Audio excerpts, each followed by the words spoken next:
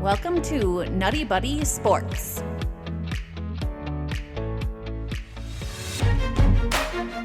Previewing the New England Patriots.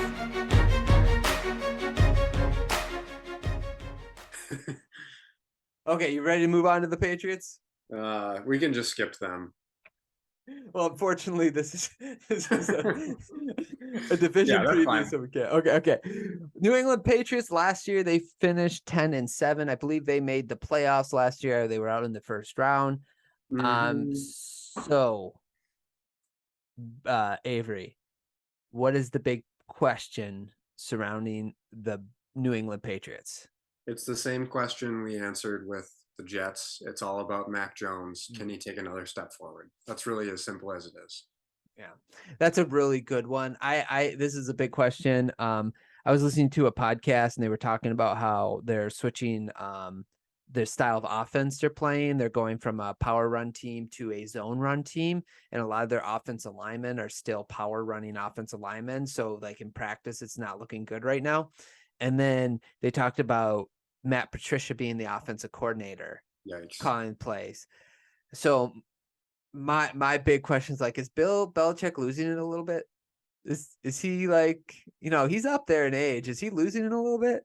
Yeah, is he throwing in the towel already on the season? Yeah. Is he like, let's just get a different next year will be better. Yeah. Anyway, but yeah, it's just some of the moves they made, like especially Matt Patricia calling plays. I'm just like, what in your right mind? Well, I saw that they have like the most wide receiver cap space in the NFL, and they don't even have like Devontae Parker is good. Yeah. But other than that, they've got a lot of money into a lot of players. I think that their cap hit was like $50 million for their wide receiver room to have next to nobody. Yeah. No, that's so true. Nelson Aguilar and Juju Smith, and I mean they're tight ends, but like all those signings they had last year, it just doesn't seem like any of them really worked out for them. Although Smith was fine towards Jonnu Smith. Why did I say Juju? Smith. Yeah, well, Juju Smith. Yeah. Jonnu Smith. That's who I was thinking of. Anyway, but he had, I think the second half of the year he was good. Him or Henry. I can't. One of the tight ends. Yeah, Hunter Henry was better. Okay, But that's still, what I'm thinking. It's not like they've got extreme weapons at the position of either. Correct. Yeah, agreed.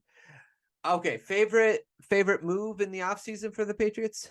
It's tough to pick one because I really don't think they did a whole lot, but the trade to get Devontae Parker, yeah, that's if you're going to try and help your young quarterback out, you might as well go get somebody who can go up and get a 50-50 ball.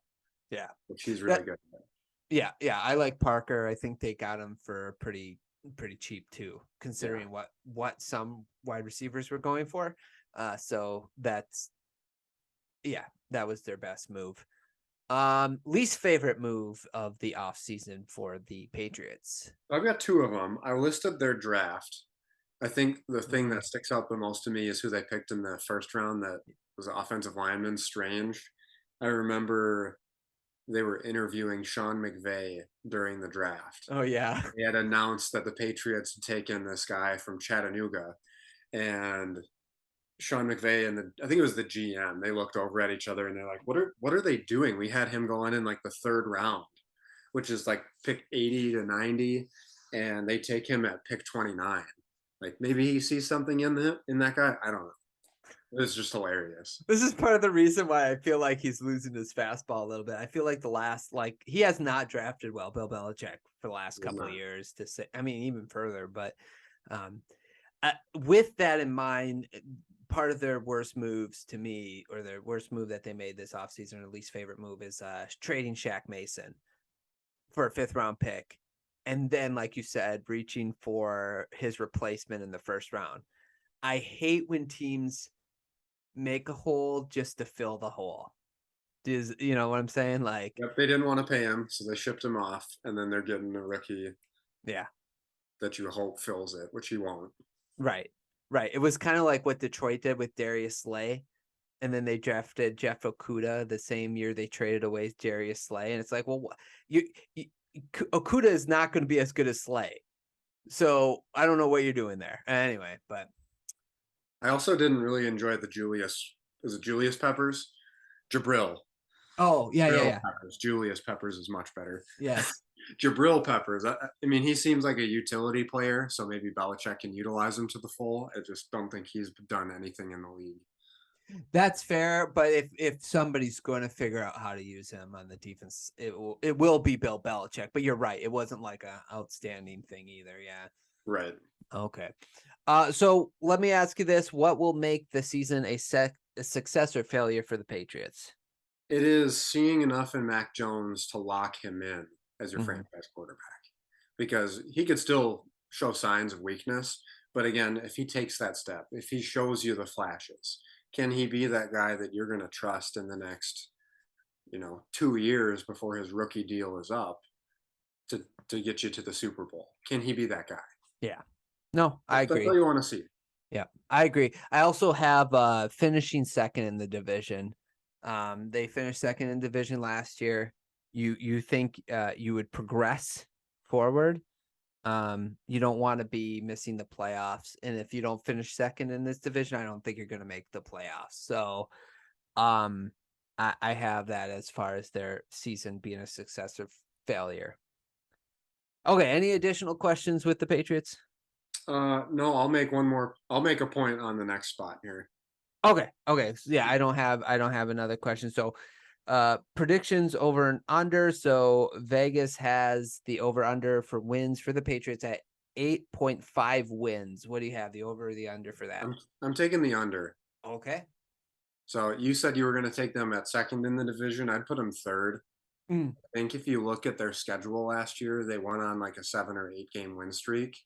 But if you look at who they played, here's the list of who they played in that 8 win streak: Houston, Jets, Chargers, which were good, Carolina, Cleveland, Atlanta, Tennessee without Derrick Henry, and then they beat Buffalo in that Monday night game with like 60-mile-per-hour winds. All right. Then they lost to the Colts, they lost to the Bills, they beat Jacksonville, they lost to Miami, and then they got stuffed in the playoffs. Like, they had a good streak of wins. It was just against bad teams. So they had a cupcake schedule. I don't see them getting that schedule this year against the teams they're going to play. I don't see their team improving that much, and I take the under. Yeah. So I took the over just by 0.5 though. I don't have them finishing second in the division. I'm just saying that would have been a successful season for them if they did. I'm going to say 9-7. Oh wait, 9-8. 9-8. Yeah. 9-8. That's what I have them at. So they will actually finish third in my predictions as of right now. I'm with you though. I agree 100% with everything you said about their schedule last year. Look at us. Yeah, I know, right? We're not far off on this division. We see it right. I know it. Okay. Thanks so much for watching this clip of NuttieBuddie Sports. Hopefully you enjoyed. If you'd like to listen to the rest of the podcast, click on one of the links down below. And if you want to give us your thoughts on any team in any division, let us know in the comments down below. Subscribe to the channel, like the video. Thanks so much for listening. Hope you guys enjoyed, and we will talk to you guys soon.